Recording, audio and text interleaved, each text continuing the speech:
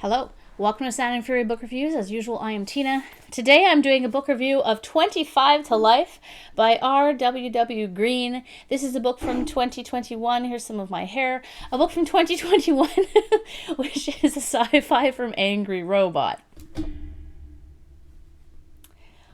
I bought this book on Amazon, or I got it as a gift or something like 2 years ago, because it came out in 2021, pretty much right when it came out.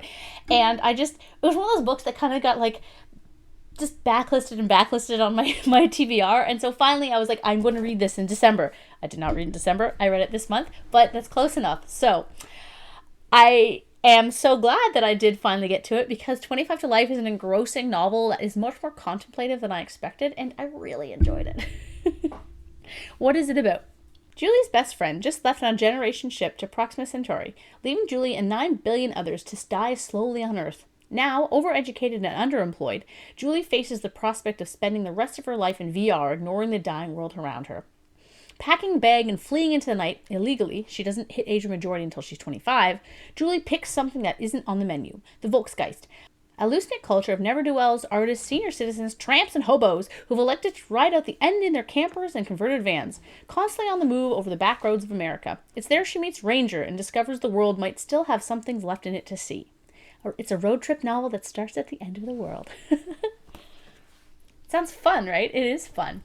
If you watch my channel often, you'll have seen that along with alien-human romances, convergent evolution, and getting annoyed at gendered language, I also love road trips, especially those to the USA. In fact, this was an accident, but I'm wearing a shirt that I bought on a road trip to Moab in Utah.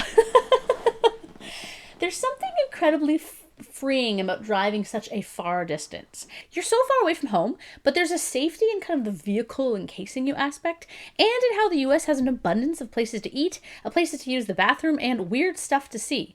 This novel is basically about a constant road trip, a life constantly in transit. It's also a novel about protest, about going against the expected grain, and about finding adventure despite the risk. So my daughter and I were doing paint by numbers, and she said it was fun but boring, which makes me think about how adventures can be fun but scary, which is pretty much what this book is about. Julie decides she doesn't want to live a life only plugged into the VR world, her only escape from mundanity and doom, and that she'd rather be uncomfortable and have genuine experiences than be comfortable and suffer ennui. She also learns a great deal about herself, society, and growing up. It's one of those novels with a younger protagonist, but it's not a YA. This novel doesn't skirt over the dangers of living on the road, and it also shows how most people do look out for one another. It's a very realistic novel, and I really appreciated that. I would definitely not call this novel post-apocalyptic, because the world has not ended. It's definitely pre-apocalyptic. It's on the, is there hope? Not really. The world isn't destroyed, but it is environmentally bleak, and a great deal of the population has moved to cities, leaving behind abandoned buildings and towns. Cops use drones to patrol these areas, kicking out anyone who tries to squat. But there are a lot of apocalypse kind of tropes in the novel, and that's why I think anyone who likes that genre will also enjoy this book. But it also doesn't feel apocalypse heavy, in that if you're not a fan of apocalypse, I think you could still get a lot out of this book as well. I absolutely loved the characters. Julie is naive and a bit sheltered, but she's determined to prove her worth and value to herself and her driving partner, Ranger. The latter holds her cards pretty close to her chest, but as Julie gets to know her, so do we. We don't know her as much as we know Julie, of course, but Ranger serves as a great mentor character to Julie, and sometimes feels like we're learning the ropes of the transient lifestyle as much as Julie is. So in that case, it was very mimetic and very kind of fun, because there's definitely no info dumps in this book. One thing I also really enjoyed was the concept of upping the legal age to 25. Julie can't do all the things she wants to do, move out on her own, get a job, etc., because she's not allowed to. So this is not entirely realistic because of, the economy and the fact that I think young people would probably riot if this happened.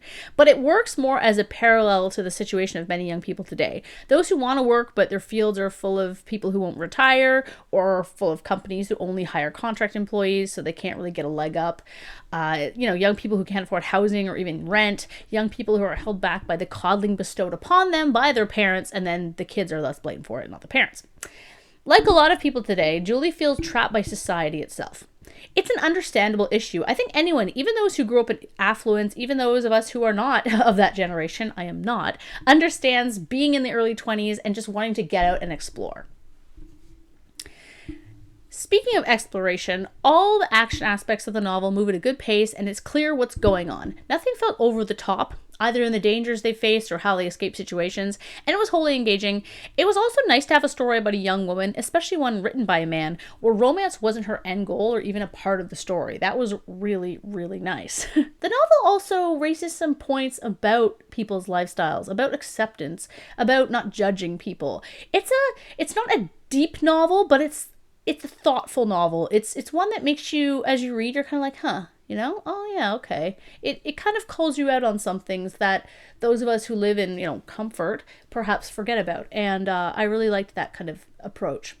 Overall, if you couldn't tell, I really enjoyed this novel. I stayed up way too late with my little book light reading, just one more chapter. I definitely recommend it. And that seems to be what happens when you let things kind of ferment on your, like a fine wine, on your TBR for so long. So yeah, I'm sorry, book, that I waited so long to read you. But we're together now. We're together now. Thank you.